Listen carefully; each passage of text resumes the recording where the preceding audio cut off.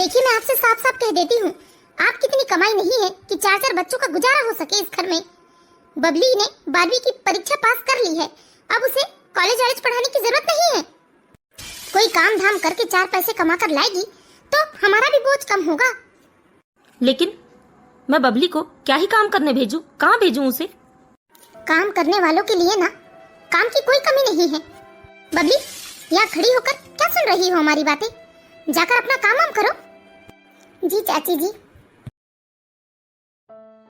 क्या कह रहे थे आप कि क्या ही काम कर सकती है बबली? उसे खाना पीना बनाना तो आता है ना। अरे ऐसे कई घर हैं कॉलोनी में जिनके यहाँ खाना पीना बनाने वालों की जरूरत है।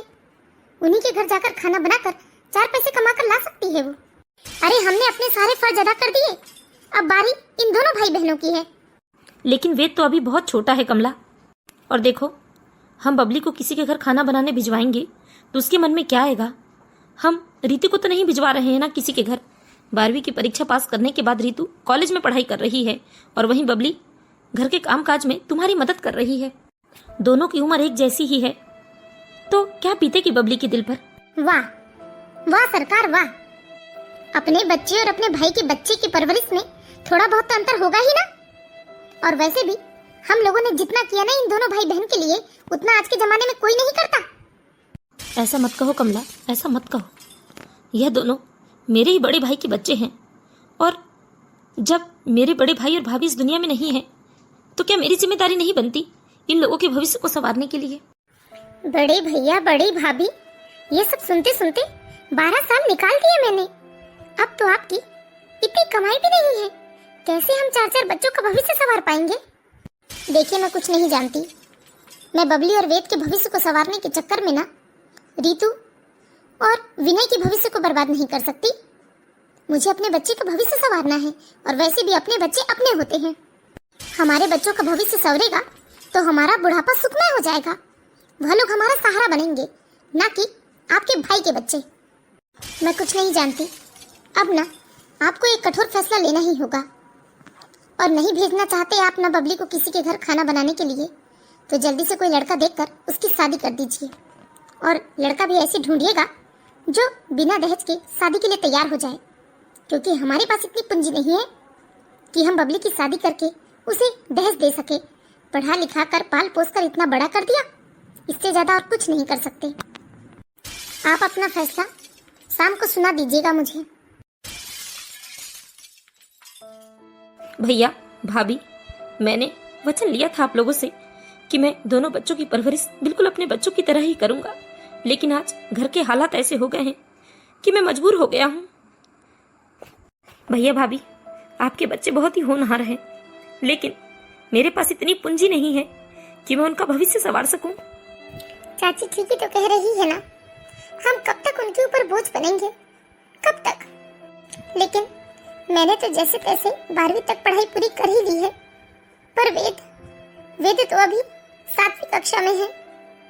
उसे तो अपनी पढ़ाई पूरी करनी होगी ना। मैं चाची की बात मान जाऊंगी। वह मुझे जो भी काम करने के लिए कहेंगी ना, मैं वो काम कर लूंगी। कम से कम अपने भाई की पढ़ाई के लिए तो रुपए जुटा पाऊंगी। वैसे भी चाची कुछ गलत नहीं कह रही है। 12 साल से वह हमारी देखभाल कर रही है। मम्मी पापा तो लंबी बीमारी के बाद हमें छोड़कर चले गए, और उनके इलाज में भी चाचा ने खूब रुपए खर्च करे, लेकिन चाहकर भी उन्हें बचा नहीं पाए। सही बात है, चाची अपने बच्चों पर ध्यान देगी ना, कब तक हम पर ध्यान देगी? चाची की जगह साथ माँ भी होती तो माँ भी ऐसा ही करती। लेकिन मैं कोई भी काम करूंगी, लेकिन वेद की पढ़ाई रुकने नहीं दूंगी। वेद अपनी पढ़ाई पूरी करेगा, चाहे उसके लिए मुझे दिन रात मेहनत ही क्यों ना करनी पड़े। दीदी दीदी दीदी, क्या हुआ? आप रो रही थी ना अभी? अरे नहीं पागल, मैं क्यों रोऊंगी? नहीं तो मैं नहीं रो रही थी। दीदी आप झूठ बोल रही हैं, मैंने सुना। नहीं मेरे भाई, मैं नहीं रो रही थी। बस ये सोच के थोड़ी भावुक हो रही थी कि चाची मेरी शादी की बात कर रही है। अगर मैं यहाँ से चली जाऊंगी तो तू मेरे बिना कैसे रहेगा? तो दीदी इसमें रोने की क्या बात है, मैं भी आपके साथ जाऊंगा। बुद्धू दीदी। अरे हाँ, दीदी तो सच में बुद्धू है, ऐसा तो मैंने सोचा ही नहीं। हाँ भाई, मैं तुझे भी अपने साथ ले जाऊंगी। क्यों? क्या खिचड़ी पक रही है दोनों भाई बहन में? अरे रितु तुम क्यों बबली, क्या खिचड़ी पक रही थी तुम दोनों के बीच में? क्या तुम दोनों मिलकर मेरी बुराई कर रही थी? नहीं तो रितु, हम तुम्हारी बुराई क्यों करेंगे? सब जानती हूँ मैं।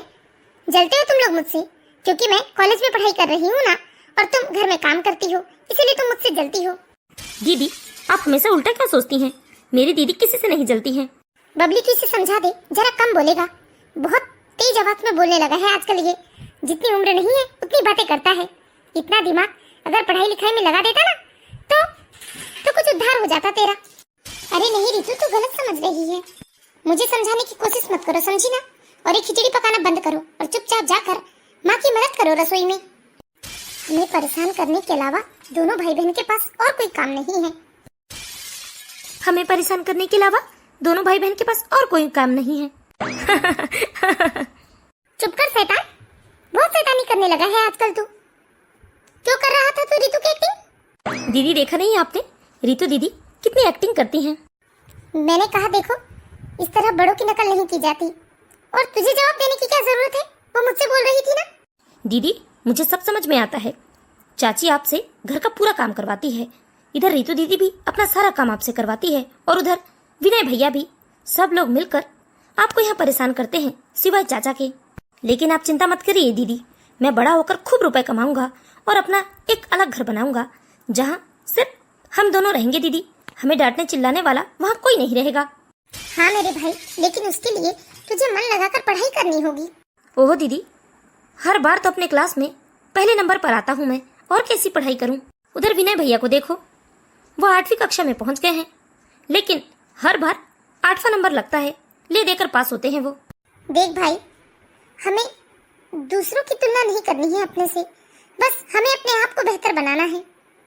हाँ दीदी वो तो ठीक है, लेकिन कल रक्षाबंधन का त्योहार है, मेरे पास तो आपको देने के लिए कोई उपहार नहीं है।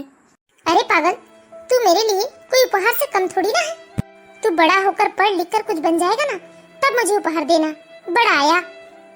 ठीक है दीदी, मैं जरूर कुछ बनकर दिखाऊंगा। क्यों वेद, तू यहाँ क्या कर रहा है कब से? मैंने तुझसे कहा ना कि मेरा होमवर्क कर दे। लेकिन विनय, तुझे अपना होमवर्क तो खुद करना चाहिए ना। दीदी आपको पता है ना कि ज्यादा लिखने से मेरी उंगलियों में दर्द होने लगता है, और सर ने इतना सारा लिखने का दिया है मुझे, इसीलिए मैं इस वेद की हेल्प ले रहा हूँ। चल जल्दी चल और लिख मेरे लिए। ठीक है भैया, अभी आया। क्यों बबली, क्या कर रही है तू यहाँ अपने कमरे में? जब देखो तब बस काम से जी चुरा कर यहाँ कमरे में आकर बैठ जाती है। वो चाची, मैं बस वो मत करो। देखो, मैंने तुम्हारे चाचा से बात कर ली है।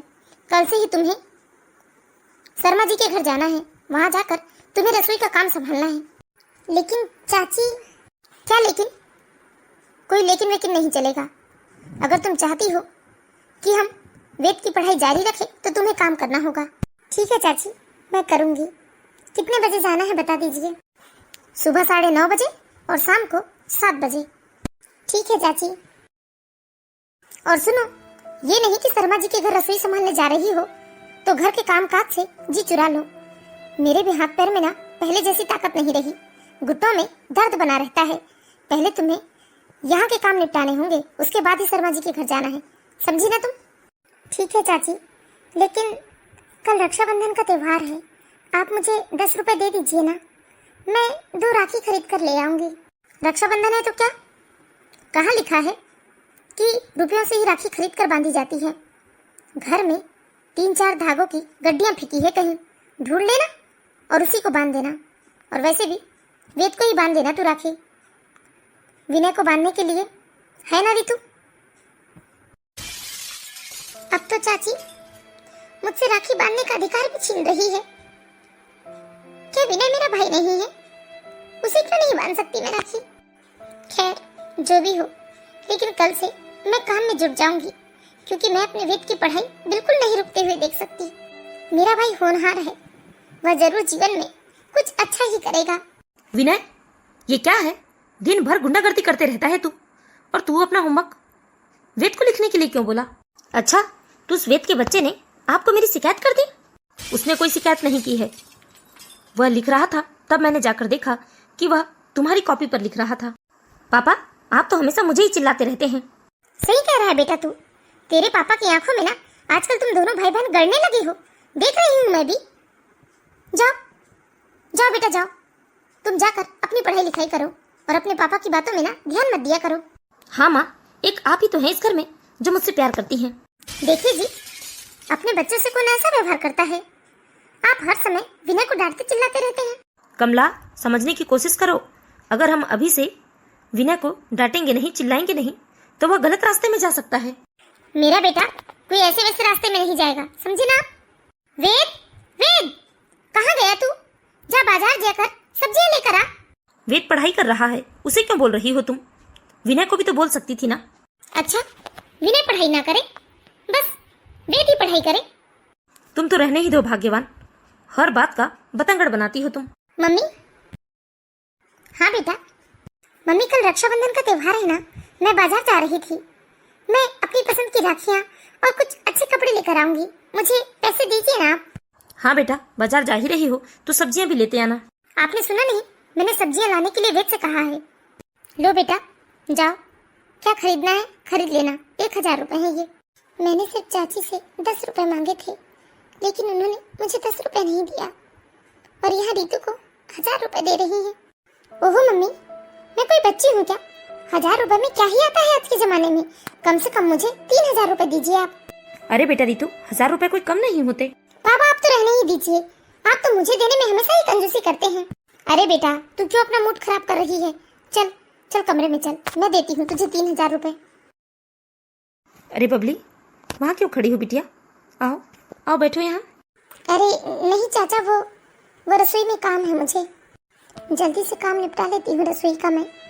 उसके बाद मुझे शर्मा जी के घर भी तो जाना है रसोई संभालने। शुरू से कमला ने इन बच्चों के साथ बहुत भेदभाव किया, लेकिन अब ये बच्चे बड़े हो गए हैं, कमला के भेदभाव को समझते हैं, लेकिन बेचारे कभी पलटकर जवाब तक नहीं देते।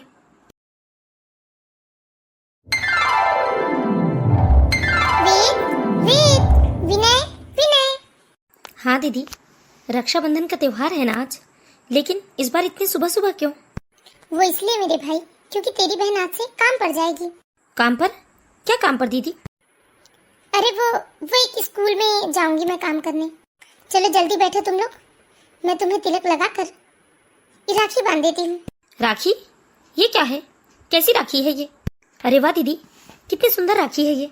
काहे की सुंदर राखी है, बस कहीं से मोर का पंख उठाकर दीदी ने उसमें दोनों तरफ धागा लटका दिया है। ऐसी कोई राखी होती है क्या? हट, मुझे नहीं बनवाना ऐसी राखी। मेरे लिए रीतू दीदी ने बाजार से बहुत सुंदर राखी लाई है, मुझे तो वही बनवाना है। ओहो दीदी, आप विनय भैया की बात सुनकर नाराज हो रही हैं। उनकी तो आदत है ना। नहीं भाई, नाराज नहीं हो रही हूँ। अच्छा, तो घर से रुपए चुरा करके ये थाली और राखी खरीद कर लाई हो तुमने? नहीं नहीं चाची, आप गलत समझ रही हैं। मैंने कोई रुपए नहीं चुराए। झूठी कहीं की, एक तो चोरी करती है और ऊपर से झूठ बोलती है। ये थाली और राखी ये कहाँ से आए? हाँ मम्मी, ये तो अब झूठ भी बोलने लगी है और घर में चोरी। नहीं रितु, मैंने कोई चोरी नहीं की है। अच्छा फिर बता, ये सब कहाँ से आया? मैंने ये राखी मौली धागा और मोर के पंख से बनाई है चाची, और ये सब तो हमारे पूजा कमरे में था ना, बस वहीं से दिए हैं मैंने। और ये थाली कहाँ की है? माता रानी की जो बहुत सारी चुनरियाँ रखी थी ना घर में, बस उन्हीं चुनरी का उपयोग करके मैंने ये थाली बनाया है चाची। हाँ हाँ ठीक है, बना लिया तो जल्दी से बांध अपने भाई को राखी और जा, शर्मा जी के यहाँ इंतजार कर रहे होंगे तेरा। शर्मा जी के घर? वहाँ क्यों जाएगी दीदी? देख लो मम्मी, है तो छोटा, लेकिन बातें तो बड़ों से भी ज्यादा करता है ये। हर चीज का जवाब दे हमें से। कुछ नहीं भाई, वो थोड़ा काम था। चल चल बैठ, मैं राखी बांधती हूँ तुझे। राखी बांधो और जाओ जल्दी। चलो बिटिया, मुहूर्त में तुम भी विनय को राखी बांधो। चलो, मैंने थाली सजा दी है तुम्हारे लिए। दीदी बताओ ना, शर्मा अंकल के यहाँ क्यों जाएंगी आप? अरे कुछ नहीं, तू बहुत पूछता है। चल बैठ, रक्षाबंधन का त्योहार है आज। अच्छा दीदी, आपको देने के लिए कोई उपहार नहीं है मेरे पास, इसलिए मैंने आपको सुनाने के लिए एक कविता बनाई है। अच्छा फिर सुना ना। धागा कच्चा है मगर रिश्ता हमारा मजबूत है बहना। खुशी मिले या गम हमको संग चलते रहना। मेरी दुआओं का असर बस इतना रहे कि मेरी बहन को सारी खुशियाँ मिले। इतना बड़ा हो गया है तू, इतना सोचने लगा है। दीदी, आपकी आंखों में आंसू मुझे अच्छे नहीं लगते। आप रो क्यों रही हैं? क्या मैंने आपको रुलाने के लिए अपनी कविता सुनाई है? नहीं पागल, बस यूं ही आंखें झलक आई। ये तो खुशी के आंसू हैं। मैं भी इतना चाहती हूँ कि मेरा भाई खूब तरक्की करे और छा जाए वह दुनिया में। अभी तक ये रक्षाबंधन का त्योहार ही मना रही हो तुम, जाना नहीं है क्या तुम्हें? बस चाची 2 मिनट आ ही रही हूँ। कमला, जरा 1 मिनट यहाँ आना। आप आइए, आपको काम है, मुझे काम नहीं है आपसे। इस तरह बबली और वेद ने रोते हुए रक्षाबंधन का त्योहार मनाया और राखी बांधने के बाद बबली शर्मा जी के घर रसोई का काम करने चली जाती है। बबली के चाचा बिल्कुल नहीं चाहते थे कि वह कोई भी काम करने जाए, लेकिन वह अपनी पत्नी कमला की वजह से बहुत मजबूर थे, इसीलिए वह चाहकर भी कुछ नहीं कर पाते। लो बेटा, विनय की तरफ से 2000 रुपए लो और जाओ, तुम लोगों को क्या खरीदना है खरीद लो। ओहो मम्मी, आपने जो मुझे रुपए दिए थे वो तो मुझे दीदी को देना पड़ा। अब मेरे पास कहाँ रुपए हैं? मुझे भी दीजिए, मुझे 500 रुपए दीजिए। हाँ बेटा, तुझे भी रुपए दूंगी मैं। कमला, कल ही तुमने रितु को 3000 रुपए दिए थे और आज फिर से इतने रुपए दे रही हो, और विनय को भी इसको 500 रुपए देने की क्या जरूरत है? हाँ तो क्यों नहीं दूंगी मैं अपने बच्चों को? साल भर का त्योहार है। अरे रक्षाबंधन भाई बहन का त्योहार है, और जब इन्हें मैं रुपए दूंगी तभी तो ये अपने शौक पूरे कर पाएंगे ना। क्यों, ये रक्षाबंधन वेद और बबली के लिए नहीं था क्या? चल भाई, हम चलते हैं यहाँ से। मम्मी पापा का तो रोज का यही है। चल, तुम ले देकर अपने बच्चों की तुलना अपने भाई के बच्चों से क्यों करने लगते हो? हमने उनको पाल पोस कर बड़ा कर दिया, पढ़ा लिखा दिया, और क्या कर दे उनके लिए? 2 वक्त का खाना दे रहे हैं। देखिए, मैं उन लोगों के चक्कर में ना अपने बच्चों की खुशियाँ नहीं छीनना चाहती हूँ, और आपसे भी विनती करती हूँ कि अपने बच्चों के साथ ना ऐसा बुरा बर्ताव मत करो। कल को ऐसा ना हो कि आपके अपने बच्चे आप पर नाराजगी जताने लगे, आपसे नफरत करने लगे। तुम जो कर रही हो ना बच्चों के साथ, वो बहुत गलत है। एक दिन तुम बहुत पछताओगी। चाची, बबली दीदी अभी आई नहीं है शर्मा जी के घर से। क्यों, तुझे क्या काम अटक गया? वो मैं बस पूछ रहा था। मैंने तुझे पीछे का आंगन साफ करने बताया था ना, हो गई तेरी सफाई? जाके साफ कर चुपचाप। ठीक है चाची। वाह कमला, अभी तो सिर्फ हमारे बीच में सिर्फ बात हुई थी, लेकिन तुमने मेरी हाँ सुने बिना ही बबली को शर्मा जी के घर भेज दिया। क्या करूँ तो क्या करूँ बताओ? 5000 रुपए मिलेंगे वहां से, कम से कम घर के खर्चों में कुछ सहायता तो हो जाएगी। और वैसे भी रीतु का ये आखिरी साल है, इसके बाद रीतु आगे की पढ़ाई करेगी, उसके लिए भी तो रुपयों की जरूरत होगी ना। कोई जरूरत नहीं है आगे की पढ़ाई करवाने की। उसने फाइनल ईयर कर लिया तो बस उसके लिए लड़का देखकर मुझे शादी करनी है उसकी, नहीं पढ़ाना है उसे मुझे आगे। क्यों नहीं पढ़ेगी हमारी बेटी? जरूर पढ़ेगी। अच्छा, बबली को पढ़ाने के लिए तो घर में रुपए का काल आ गया था, लेकिन आज रिंकी को पढ़ाना है तो रुपयों की कोई दिक्कत नहीं है घर में। इतना भेदभाव मत करो कमला, मत करो बच्चों से इतना भेदभाव। आप तो शांति रहिए, आपने तो कभी अपने बच्चों पर ध्यान ही नहीं दिया।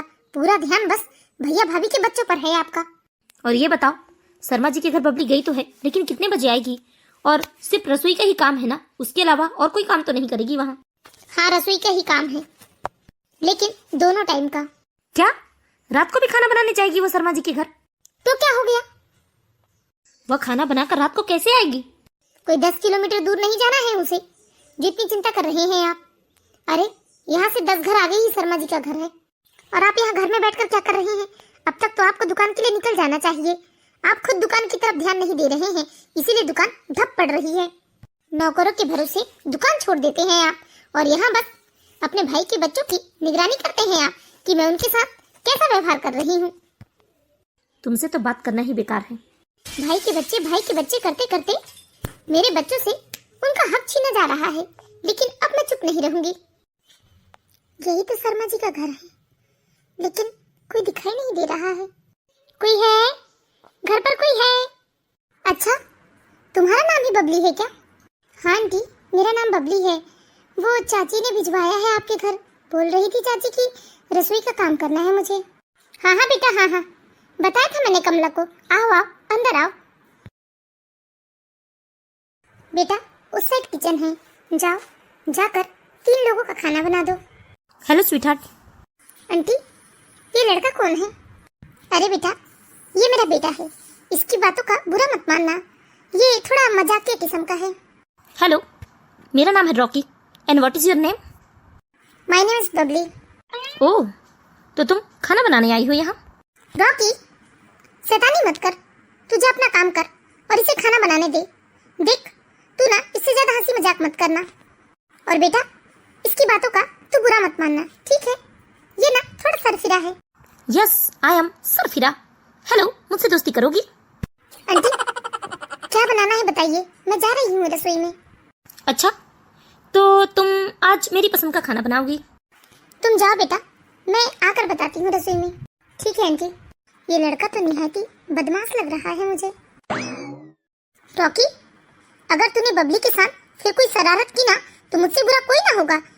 इसके पहले भी तूने 3 रसोइयों को यहाँ से भगा चुका है। अब तूने कोई नाटक किया ना तो सोच लेना रसोई का सारा काम तुझे ही करना पड़ेगा। ओहो मम्मा, आप तो ना बेवजह टेंशन लेती हैं। देखिए आपका बेटा ना लाखों में एक है, आपका बेटा कुछ भी कर सकता है, बोले तो स्वादिष्ट खाना भी बना सकता है। नाटक मत कर, समझा ना? और जाकर नहा धो ले, जाकर अपनी बाल कटवा ले। कैसे शकल बनाकर रहता है, तुझे देखकर ही कोई डर जाए। ओहो हो मम्मा, ये तो अपन का स्टाइल है। जाता है कि डंडा मारूं तुझे? हाँ हाँ मम्मी, जा ही रहा हूँ। इस बार रॉकी ने कोई गड़बड़ की ना तो सच में मैं इसे ही घर के कामकाज में लगवा दूंगी। इसका बाहर आवारा दोस्तों के साथ घूमना फिरना सब बंद करवा दूंगी। 2 घंटे होने को आए बबली को गए, लेकिन अभी तक बबली आई नहीं। पता नहीं क्यों बबली घर से बाहर रहती है तो बहुत मन घबराता है मेरा। बेचारी मेरी बच्ची। आप दुकान से इतने जल्दी कैसे आ गए? और ये क्या, हर 10 मिनट में बाहर आकर क्या देख रही हैं आप? कमला, अभी तक बबली आई नहीं, उसे गए 2 घंटे हो गए हैं। अरे तो कोई हंसी मजाक करने नहीं गई है, वो वहाँ खाना बनाने गई है। लेकिन 3 लोगों का खाना बनाने में इतना समय लगता है क्या? अरे बड़े लोग हैं, 56 भोग बनते हैं उनके घर। लेकिन देखो, काम का भी तो कोई समय सीमा होना चाहिए ना। आ जाएगी, ज्यादा परेशान मत होए आप। अरे नौकरों के भरोसे दुकान छोड़ेंगे ना तो सच में एक दिन सब बंटाधार हो जाएगा। वेद को छोड़कर आया हूँ मैं साथ में। हाँ अच्छा है, वेद के ऊपर तो बहुत भरोसा है आपको। वेद के भरोसे आप दुकान छोड़ देते हैं, लेकिन विनय के भरोसे नहीं। अपने बच्चों को चोर समझो और दूसरे के बच्चों को राजा। चलो सारा काम खत्म कर दिया मैंने, जो कुछ भी बनाने कहा था आंटी ने सब कुछ बना दिया। अब मुझे घर चलना चाहिए। हेलो। हटो हटो, क्या बदतमीजी है ये, हटो यहाँ से। तुम गलत समझ रही थी, मैं तो बस ये चाकू ले रहा था। डर गई ना तुम? बहुत से लोग डर जाते हैं मुझसे। दोबारा इस तरह ना चोरों की तरह रसोई में मत आना, समझे ना? वाह, मेरा घर और मैं ही चोर। जब मैं रसोई में रहूंगी तब तुम बोलते हुए रसोई में आना, समझ गया ना तुम? अरे बबली बेटा क्या हुआ? अरे माँ कुछ नहीं, बस मैं ये चाकू ले रहा था और ये लड़की तो डर गई। आंटी आप इनसे कह दीजिए जब मैं रसोई में रहूंगी तो यह कुछ बोलते हुए रसोई में आएंगे, इस तरह चोरों की तरह दबे पांव नहीं आएंगे। सच में मैं बहुत डर गई थी। तुम चिंता मत करो बेटा, मैं इसे समझा दूंगी। अब खाना बन गया होगा तो तुम जाओ घर जाओ, काफी देर हो गई है तुम्हें। ठीक है आंटी। मम्मी मम्मी कान छोड़ो, मेरा दर्द हो रहा है, छोड़ो छोड़ो मम्मी। नालायक कहीं का, 28 साल की उम्र हो गई है लेकिन अभी भी बच्चों की तरह हरकत करता है। अरे तू कब सुधरेगा? दोबारा जब बबली किचन में रहेगी ना तो तू यहाँ आना मत, समझा ना? नहीं तो तेरा खाना पीना सब बंद करवा दूंगी। अभी तेरे पापा से ना तेरी शिकायत करती हूँ मैं। नहीं नहीं मम्मी, पापा से कुछ मत कहना। मैं आज के बाद उस लड़की को परेशान नहीं करूंगा। हे भगवान, मेरी तकदीर फूटी हुई है। देने को तो आपने धन दौलत रुपए पैसे किसी चीज में कोई कमी नहीं किया, लेकिन शादी के सालों बाद तुमने एक बेटा दिया, वह भी सिरफिरा पागल। क्या करूं इस नालायक लड़के का मैं। अरे जो भी काम वाले घर में आते हैं ये अपनी शरारतों से उन्हें भगा देता है। कहने को तो करोड़ों की संपत्ति है हमारे पास, लेकिन हमारे जीवन में सुख नहीं है। ऐसे सरफिरे औलाद से अच्छा तो भगवान मुझे बे औलाद ही रख देता। कैसा पागल लड़का है वो। दीदी आप आ गई? हाँ मेरे भाई मैं आ गई, लेकिन ये बता तू स्कूल क्यों नहीं गया? दीदी मैं तो जाना चाहता था, लेकिन चाची ने कहा कि घर में बहुत सारा काम है, तो स्कूल मत जा, इसलिए नहीं गया मैं। ये क्या बात हुई? मैं भी चाची से बात करती हूँ। चाची, चाची, क्या हो गया? आते ही क्या चीख रही है तू? चाची, घर के सारे काम तो मैं करती हूँ, फिर आपने वेद को स्कूल क्यों नहीं जाने दिया? अच्छा, तो तुम मुझसे हिसाब ले रही है? चाची, मैं हिसाब नहीं ले रही हूँ, लेकिन मैं चाहती हूँ कि मेरे भाई की पढ़ाई ना रुके, इसीलिए तो मैं शर्मा जी के यहाँ 10वीं का काम करने जा रही हूँ ना। फिर आप मेरे भाई को स्कूल जाने से क्यों रोक रही हैं? अरे चुप कर, तू तो ऐसे बता रही है जैसे हमेशा के लिए मैंने स्कूल से इसका नाम कटवा दिया है। वो आज छत में गेहूं डले थे और बंदर आ रहे थे बार बार, तो मैंने इसे बंदर भगाने के लिए रोक रखा है। अगर बंदर आकर गेहूं खा जाते तो नुकसान तो हमारा होता ना। और ये बता, तूने अच्छे से काम किया ना वहाँ? शिकायत का कोई मौका तो नहीं दिया? नहीं, मैंने किसी को शिकायत का मौका नहीं दिया और मैंने अच्छे से काम किया, लेकिन मुझे इस घर में काम करना अच्छा नहीं लग रहा है। अच्छा, तो क्या अंबानी के घर जाएगी काम करने? चाची वो देख, मैं तुझसे ना कुछ सवाल जवाब नहीं करना चाहती, मेरे सिर में बहुत दर्द हो रहा है, जाकर रसोई समेट ले और अदरक वाली चाय बना मेरे लिए। ठीक है चाची, लेकिन प्लीज आप वेद के स्कूल बिल्कुल बंद मत कराइएगा। मैं काम कर रही हूँ ना, मैं घर का भी करूँगी और बाहर का भी करूँगी। हाँ हाँ, जा जा, इसे पढ़ा लिखा कर कलेक्टर बना लेगी तू। बेचारी बबली सुबह शाम शर्मा जी के घर का भी काम करती और अपने घर का भी काम करती। इतना सब करने के बाद भी कमला जी को संतोष न था, वह पूरे समय दोनों भाई बहन को परेशान ही करते रहती। वेद, मैं चाहती हूँ कि तू पढ़ लिख कर कुछ करके दिखा मेरे भाई। मेरे भाग्य में तो आगे पढ़ना लिखा नहीं है, लेकिन मैं तेरी पढ़ाई कभी नहीं रुकने दूंगी। लेकिन दीदी, चाची तो देख वेद, मैं सुबह काम करने चली जाऊंगी, तो तू अपने स्कूल के लिए नहा धोकर तैयार हो जाना, और चाची मना भी करे ना तब भी जिद करके चला जाना तो स्कूल। लेकिन दीदी, आप जाती क्यों है शर्मा जी के घर काम करने? मत कीजिए ना। रीतू दीदी तो नहीं जाती कहीं काम करने। नहीं मेरे भाई, काम तो करना पड़ेगा तेरे भविष्य के लिए। अरे क्या कर रही है? कब से शाम के 7 बजने को आए और अभी तक तू शर्मा जी के घर खाना बनाने नहीं गई है? बस चाची, जा ही रही थी। देखो शर्मा जी के घर शिकायत का कोई मौका मत देना। हमने तो 5,000 रुपए कहा था, लेकिन उन्होंने खुशी से 7,000 रुपए दिया है हमें। चाची, 14,000 रुपए मिल जाएंगे। आप रिंकी दीदी को भी भिजवा दीजिए ना बबली दीदी के साथ। बदतमीज नालायक! मुझे क्यों मार रही है चाची? सही तो बोल रहा हूँ मैं। चाची, चाची वेद को मत मारिए, अरे बच्चा है वो, बहुत बोलता है, बहुत बोलता है। इसी तरह मुंह चलते रहा ना तो तेरा खाना पीना सब कुछ बंद करवा दूंगी मैं। कमला, मत मारो वेद को। कमला अपनी बेटी का नाम सुनते ही गुस्से से आग बबूला हो जाती है और उस छोटे से बच्चे वेद के ऊपर हाथ उठाती है, और उसी समय वेद के चाचा दुकान से आ जाते हैं। तो दोस्तों, ये हमारी कहानी का पहला भाग है। हम आशा करते हैं कि आप लोगों को यह कहानी जरूर पसंद आई होगी। कहानी अच्छी लगी हो और इस कहानी का दूसरा भाग देखना हो तो प्लीज आप कमेंट बॉक्स में जाकर नेक्स्ट पार्ट कमेंट कीजिए। हम जल्द ही इस कहानी के दूसरे भाग के साथ मिलेंगे दोस्तों। और यदि आप हमारे चैनल पर नए हैं तो प्लीज हमारे चैनल बालाघाट की बेटी को जरूर सब्सक्राइब कीजिए।